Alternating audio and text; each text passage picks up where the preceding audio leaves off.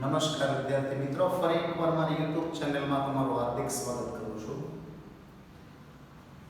આપણે છેલ્લે ચોથો ને પાંચમો દાખલો જોયો હતો ડિબેન્ચરના ચેપ્ટરમાં. છઠ્ઠા દાખલામાં અંદર ધ્યાન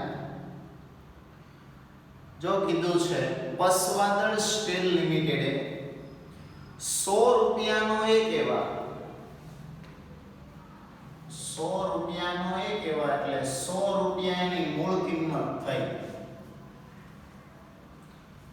100 રૂપિયાનો એક એવા 9% છે ને 15000 ડિબેન્ચર 9% વાળા છે. જો ડિબેન્ચરની ટકાવારી તો કે 9% વાળા છે એવા છે ને 15000 ડિબેન્ચર કે 100 રૂપિયાની મૂળ કિંમત વાળા 15000 ડિબેન્ચર હવે ખાસ જોજો 80 રૂપિયાના ભાવે બહાર પાડે છે.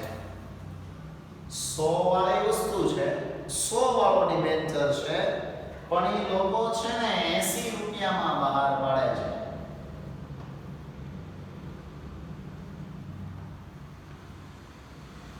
કે 100 વાળી વસ્તુ એ લોકો 80 માં વેચે છે. એનો મતલબ એવો થાય કે લોકોએ 20 રૂપિયા વટાવ આપ્યો. જો આનો મતલબ એવો સમજવાનો કે 100 વાળી વસ્તુ 80 માં બહાર પાડીને એનો મતલબ 20 રૂપિયા વટાવ આપ્યો, એટલે ટૂંકમાં 80 રૂપિયામાં બહાર પડી. કે 100 વાળી વસ્તુ 20 રૂપિયા ડિસ્કાઉન્ટ સાથે 80 રૂપિયામાં બહાર પાડે.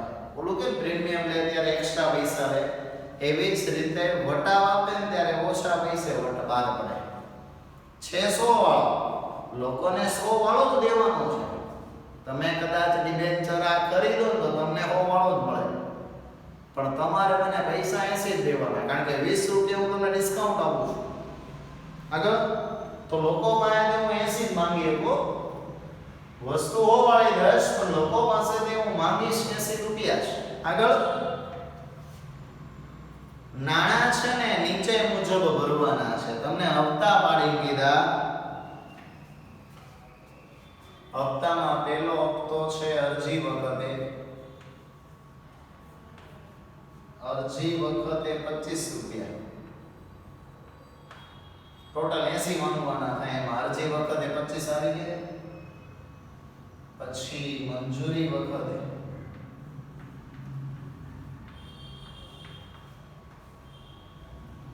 35 રૂપિયા અને હપ્તા વખતે 20 રૂપિયા.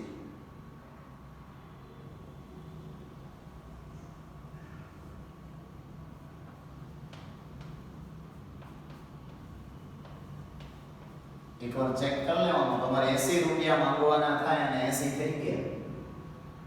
25 ને 35 40 સોરી 60 ને 20 80 બરોબર છે. પણ મંજૂરી વખતે તમને કંઈક કીધું જો કાઉન્સમાં. મંજૂરી વખતે 35 રૂપિયા મંગાવો છો, વટાવ બાદ કરી એવું કીધું.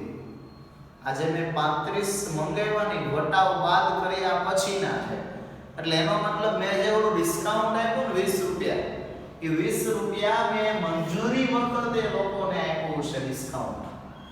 આજે કીધું ને મને કે મંજૂરી વખતે વટાવ બાદ, એનો મતલબ એવો થાય કે જે મેં 20 રૂપિયા મારે જે ડિસ્કાઉન્ટ આપવાનું છે એ મેં 20 રૂપિયા ડિસ્કાઉન્ટ છે ને અહીંયા મંજૂરી વખતે આપ્યું છે. એટલે અહીંયા મેં છે ને 20 રૂપિયા વટાવ આપ્યો. જે મારે 20 રૂપિયા લોકોને ડિસ્કાઉન્ટ આપવાનું મેં અહીંયા આપ્યું છે. એટલે મેં 20 રૂપિયા કાપી નાખ્યા છે. પેલા આ વસ્તુ વેઝામાં ઉતરવી જોઈએ કે મેં 20 રૂપિયા જે કાપી મંગાવ્યા છે, અહીંયા હું 35 રૂપિયા માંગુ છું ને વટાવ બાદ કરી પછી માંગ્યા છે. એટલે કદાચ માની લો કે મેં અહીંયા 20 રૂપિયા ડિસ્કાઉન્ટ ન આપ્યું હોત ને તો અહીંથી મારો 55 વાળો ડિબેન્ચર જાત.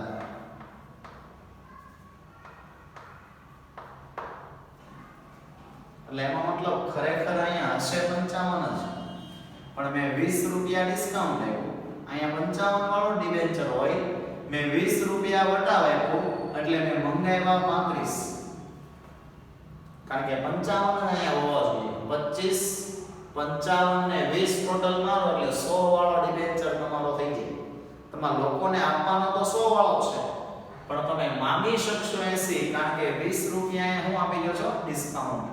અહીંથી 55 વાળો જ મારો ડિબેન્ચર જાય, પણ 20 રૂપિયા ડિસ્કાઉન્ટ આપું ને એટલે માંગી કેટલા શકો? 35 રૂપિયા જ. હું 35 રૂપિયા જ ખાલી માંગી શકીશ.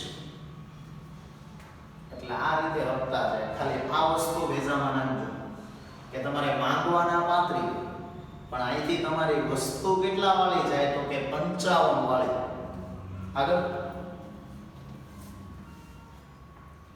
કંપનીને 15000 ડિબેન્ચર માટે અરજી મળી. તમારે જરૂર કેટલી હતી? તો કે 15000 જ. તો 15000 અરજી આવે છે. યાદ રાખજો, જેટલી જરૂર હતી ને એટલી જ અરજી આવી. મારે 15000 ની જરૂર હતી, 15000 અરજી આવી.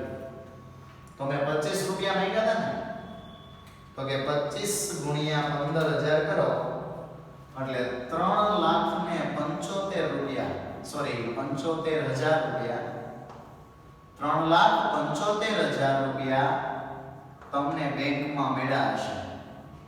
તો મારા બેંકમાં પૈસા આવે તો શું થશે?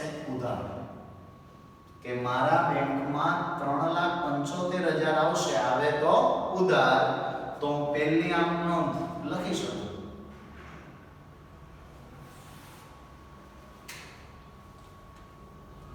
પહેલી આમ નોંધ લખી શકાય કે તમારા બેંકમાં એટલા પૈસા આવ્યા 3,75,000. તો બેંક ખાતે ઉધાર 3,75,000 તે 9%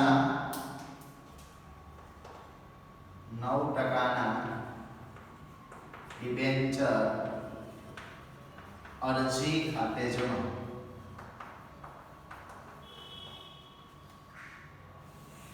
આ રીતે પહેલી આમ તમે લખી શકો. અને બીજી બની જશે. બીજીમાં જોવાનું હોય વધારાની અરજી છે નહીં, તો બધા પૈસા ઉચકવાના કે 9% ડિબેન્ચર અરજી ખાતે ઉધાર 3,75,000. જો પૈસા રિટર્ન કરવાના હોય તો પહેલામાંથી આપી દેવાના, પણ આ વખતે અરજી વધારે જ નથી આવી. જેટલી જરૂર હતી એટલી જ અરજી આવી, તો કોઈ અરજી રિટર્ન આપવાની થતી નથી. તો કોઈ પૈસા તમે રિટર્ન નહીં આપો, તો જેટલા ઉધાર કર્યા છે ને બધા જમા કરી દેવાના કે 9% ડિબેન્ચર ખાતે જમા 3,75,000. આ રીતે અરજીનું પૂરું. આગળ વાંચીએ. કંપનીએ, જો પહેલા તો ફરી એકવાર આખી વાક્ય રચના વાંચી લઈએ. કંપનીને 15,000 ડિબેન્ચર માટે અરજી મળી, જે બધી જ મંજૂર કરી. કારણ કે કોઈ ના પાડવાનો પ્રશ્ન જ નથી. 15,000 જરૂર હતી, 15,000 અરજી આવી, તો બધી અરજી છે ને મંજૂર કરવામાં આવી, કોઈને ના પાડવાની નથી. આગળ કંપનીએ મંજૂરી વખતે મંગાવેલી રકમ, કંપનીને મંજૂરી વખતે, તો મંજૂરી વખતે 35 રૂપિયા મંગાવશો, એ મંગાવેલી રકમ પૂરેપૂરી મળી ગઈ, એટલે કોઈ હપ્તો બાકી નથી રાખવો. આમાં ધ્યાન રાખજો, મંજૂરીમાં કોઈ પૈસા નહીં બાકી રાખે. આગળ જ્યારે હપ્તા વખતે, એટલે હપ્તો મંગાવવાનો થશે મંજૂરી પછી, હપ્તા વખતે 800 ડિબેન્ચર સિવાય બાકીના બધા જ ડિબેન્ચર પર પૂરેપૂરી રકમ મળી ગઈ. એટલે હપ્તામાં કોઈ પૈસા બાકી રાખે છે 800 રૂપિયા, સોરી 800 ડિબેન્ચર ઉપર કોઈ વ્યક્તિ પૈસા બાકી રાખે છે. કોઈનું નામ નથી આવ્યું, પણ 20 રૂપિયા લેખે મંગાવ્યા હોય તો 800 ડિબેન્ચર ઉપર અહીંયા કોઈ પૈસા બાકી રાખશે. એટલે તમારે છે ને 20 ગુણ્યા, તો 20 મંગાવ્યા હતા અને 800 ડિબેન્ચર છે, તો 16,000 રૂપિયા બાકી રાખે છે. તો 16,000 રૂપિયા તમને મળવાના શું રહેશે? બાકી માટે તમારે ઉધાર કરી દેવું. ટૂંકમાં આની પછી 2 હપ્તા મંગાવવાના થાય મંજૂરીને હપ્તા. મંજૂરીમાં કોઈ બાકી નથી રાખતું, હપ્તામાં બાકી રાખે છે. આગળ તો કંપનીના ચોપડે જરૂરી આમનું પસાર કરો. જરૂરી એટલે તમારે 3 ની આમનું લખવી પડે. અરજી, મંજૂરી ને હપ્તા. એમાં અરજી તો આવી ગઈ, હવે મંજૂરીની આવશે. 35 મંગાવવાના 35 ગુણ્યા તમારા 15000 ડિબેન્ચર. તો 35 ગુણ્યા 15000 કરી દો એટલે 5,25,000 રૂપિયા તમારે અહીં મંગાવવાના થાય. જેના મંગાવો ને ઉધાર કરી દેવાના હોય. હું મંજૂરીના મંગાવું છું તો મંજૂરી ઉધાર કરી દઈશ કે 9% ના ડિબેન્ચર મંજૂરી ખાતે ઉધાર. કેટલા મંગાવો તો કે 5,25,000 કે 9% ના ડિબેન્ચર મંજૂરી ખાતે ઉધાર 5,25,000 તે 9% ના ડિબેન્ચર ખાતે જમા. પણ ડિબેન્ચર ખાતે જમા નાખતા પહેલા અટકી જવાનું, કારણ કે અહીંયા કંઈક વટાવ હતો. જેમ પ્રીમિયમ હોય તો અટકી જાવ છો ડિબેન્ચર ખાતે નાખતા પહેલા, એવી જ રીતે જો વટાવ હોય ને તો એકવાર અટકી જવાનું અને જોઈ લેવાનું કે તમે જે 5,25,000 અહીંયા લઈને આવ્યા એ 35 લેખે છે. જે 5,25,000 લઈને આવવાની 35 લેખે છે અને તમારો ડિબેન્ચર 35 વાળો ન જતો.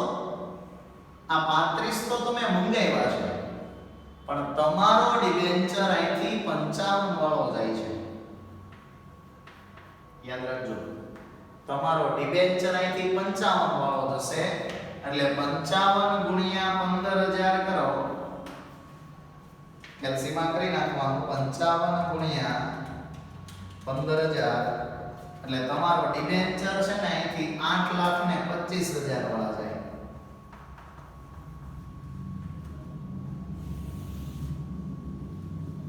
એટલે પહેલા તો છે ને આ વસ્તુ બેજામાં ઉતરવી જોઈએ કે હું માંગી 35 લેખે પણ વસ્તુ મારી 55 મળી જાય, કારણ કે 20 રૂપિયા ડિસ્કાઉન્ટ આપું છું.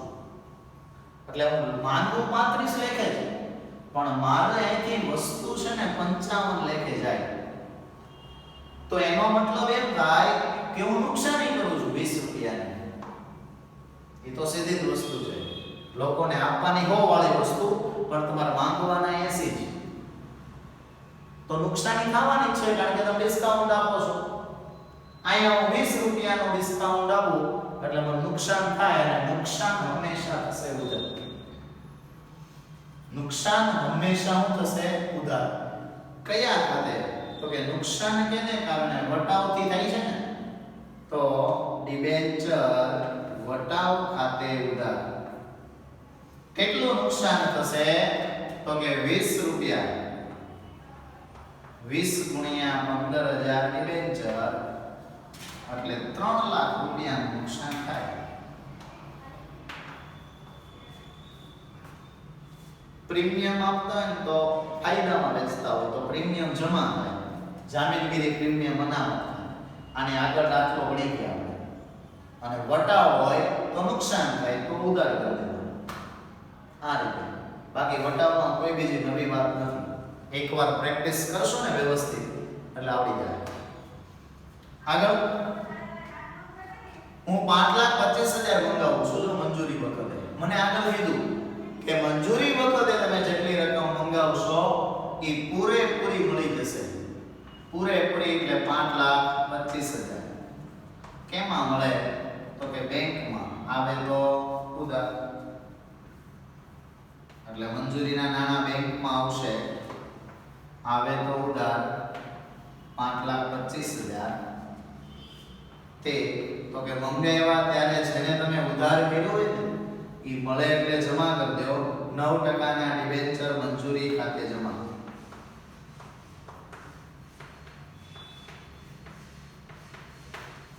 કેટલા તો કે 5,25,000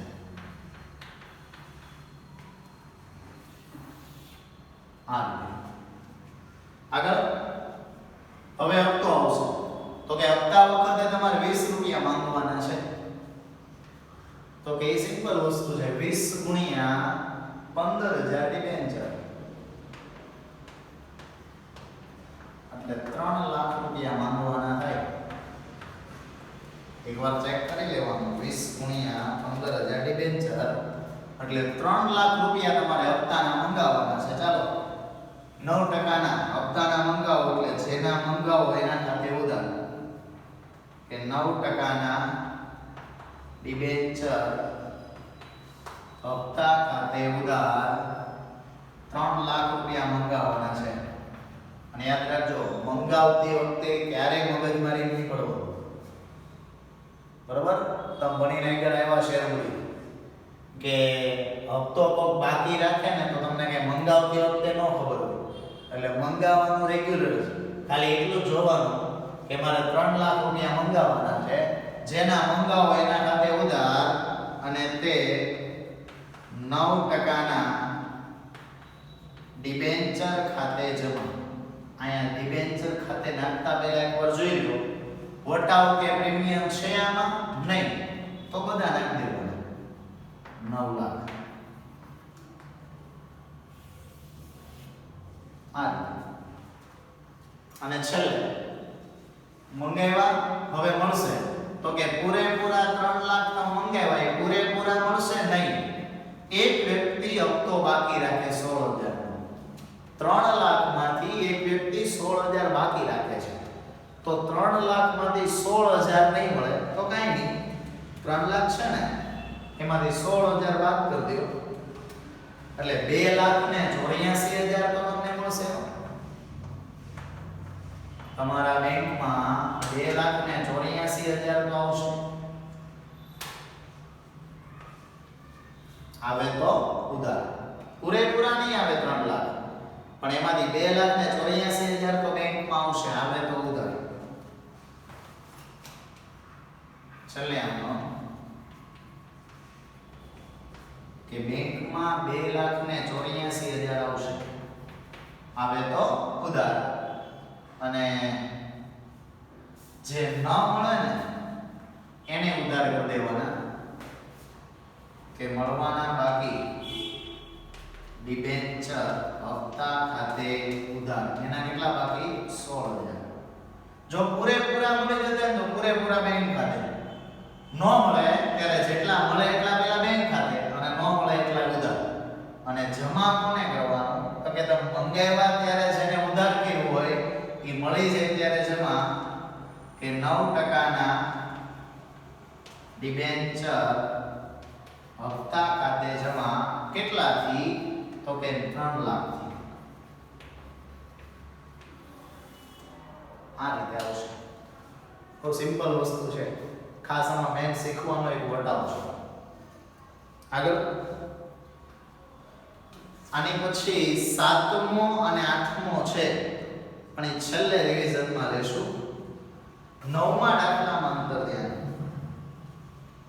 સ્વાધ્યાયનો 9મો દાખલો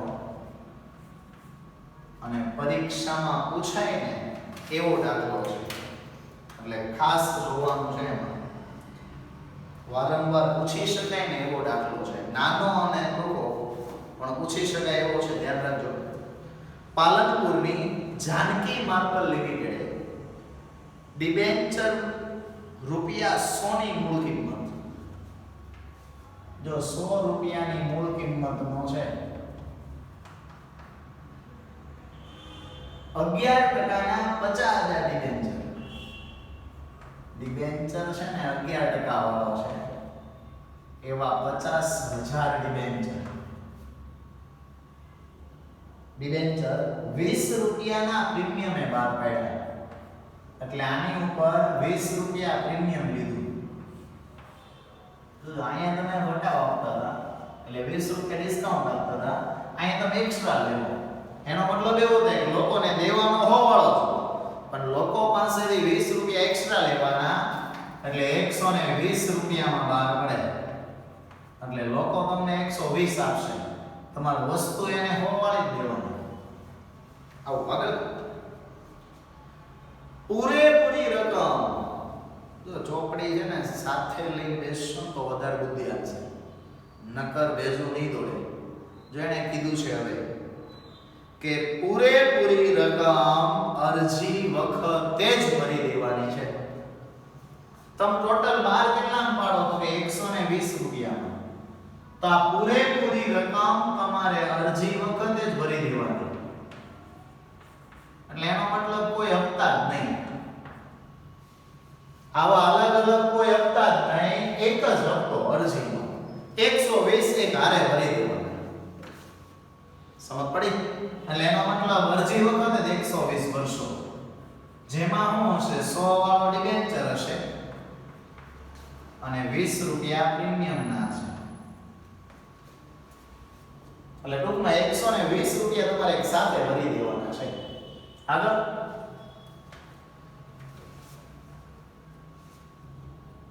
કંપનીને 60000 ડિબેન્ચર માટે અરજી મળી. એકવાર નજર મારી લે કે આપણે જરૂર કેટલી હતી. તો કે આપણે જરૂર હતી 50000 ની અને અરજી આવે છે 60000. યાદ રાખજો, મારે જરૂર હતી 50000 ની, અરજી આવી ગઈ 60000. અરે ગમે એટલે આવે, પહેલા લઈ લો. 120 રૂપિયા મેં મંગાવ્યા હતા, 60000 અરજી આવી, તો 72 લાખ રૂપિયા મારા બેંકમાં આવે છે.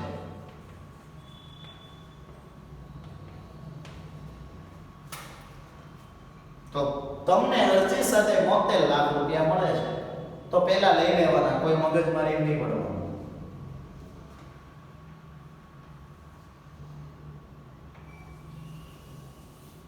કે તમારા બેંકમાં 72 લાખ આવે છે, આવે તો ઉધાર.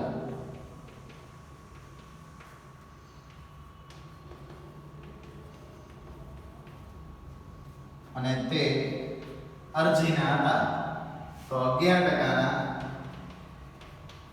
ડિબેન્ચર અરજી ખાતે જમા કરવા.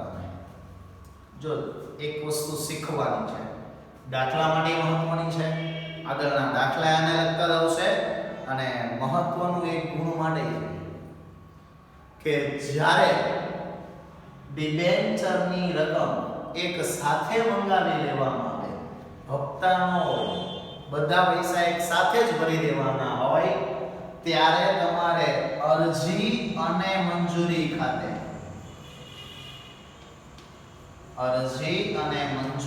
ખાતે આ બે નામે તમારે લખવાના હશે. યાદ રાખજો કે જ્યારે પૈસા તમે આ રીતે મંગાવતા હોય એક સાથે, ત્યારે ખાલી અરજી ખાતે જમા નહીં કરવાની. એનું સિમ્પલ રીઝન છે, તમે કોઈ હપ્તા તો રાખતા નથી, એટલે જે લોકો અરજી કરશે એમાં બધું આવી ગયું, અરજી મંજૂરી બધું ભેગું આવી ગયું. એટલે અરજી અને મંજૂરી ખાતે ભેગું નામ લખવામાં આવે.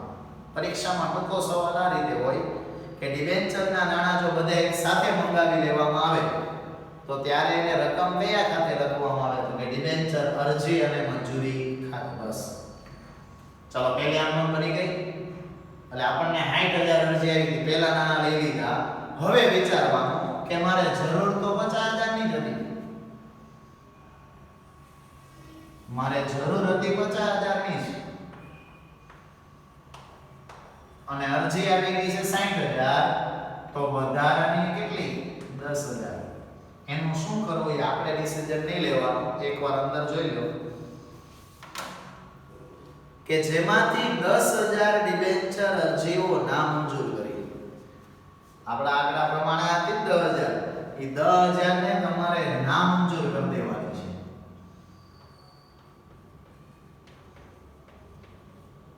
તો એના નાણા 120 લખે છે, એનું શું કરવું જોજો આગળ. તેના પરની રકમ અરજદારોને કે પરત કરી દો. એના પરની એટલે 12 લાખ રૂપિયા તમારે પરત આપી દેવાના.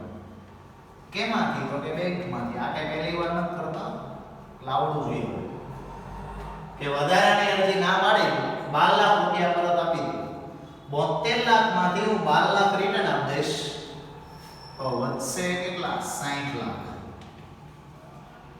અને એકવાર જોઈ લેવાનું 120 એટલે 12 × 5 = 60 બરોબર વધે છે. તો બીજી આમનું લખી શકું અહીંથી બનાવવાની જમા છે અને ઉધાર કરો 11% ના ડિબેન્ચર અરજી અને મંજૂરી ખાતે ઉધાર 72 લાખ. 72 લાખ જમા હતા તો 72 લાખ ઉધાર કર્યા. હવે 72 લાખમાંથી પહેલા મારે 12 લાખ પરત આપી દેવાના છે તો બેંકમાંથી રિટર્ન આપી દઈશ. કેટલા રિટર્ન જશે તો કે 12 લાખ. કે 72 લાખમાંથી 12 લાખ મેં પરત કરી દીધા. વધ્યા કેટલા 60 લાખ. તે 11% ના ડિબેન્ચર ખાતે જમા. પણ ડિબેન્ચર ખાતે નાખતા પહેલા એકવાર જોઈ લો 60 લાખ નાખવાના છે ને તો 60 લાખ આવ્યા એ 120 લખે છે. હવે 120 એ બધા તમારા ડિબેન્ચરના છે 120 નહીં. 120 માં ડિબેન્ચર તો હોવાળો જ છે બાકીનું તો પ્રીમિયમ છે તો ભાગ પાડી દેવાનો.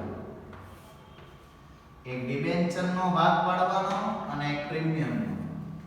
ડિબેન્ચર ના હો હતા પ્રીમિયમ ના હતા 20 તો ડિબેન્ચર ના અલગ કરવા હોય તો 100 × 50,000 કરવાના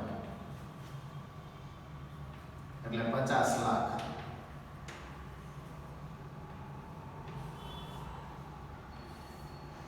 અને પ્રીમિયમ જોતું હોય તો 20 × 50,000 10 લાખ.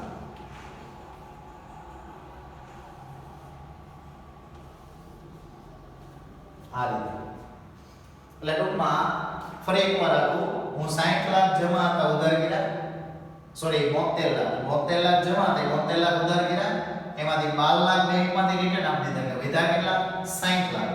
એ ડિબેન્ચર ખાતે જ નાખવાના હોય પણ તો પ્રીમિયમ હતું ને એટલે અલગ પાડવા પડ્યા કે 60 લાખમાંથી ડિબેન્ચર ના ખાલી 50 લાખ જ છે અને બાકીના 10 લાખ ઈ પ્રીમિયમ ના છે. માટે જામીનગીરી પ્રીમિયમ અનામત ખાતે કેટલા તો કે 10 લાખ. આ રીતે એટલે ખાલી બે જ આપવું અને આ ગણતરી દર્શાવવાની જરૂર ન હોય બરોબર. ખાલી બાબત જે ફરજિયાત લખનાવાની અરજી અને મંજૂરી નાણાં મળ્યા અને અરજી અને મંજૂરીના નાણાં તમે ડિબેન્ચર ખાતે લઈ ગયા એટલે પરીક્ષા 3 ગુણ માટે પરફેક્ટ દાખલો કહેવાય બરોબર. એટલે આ દાખલો પૂછાય એવી શક્યતા ખરી 9મો એટલે ખાસ પ્રેક્ટિસ કરવાની બરાબર. ફરી મળીશું નવા વિડિયો સાથે. ત્યાં સુધી નમસ્કાર.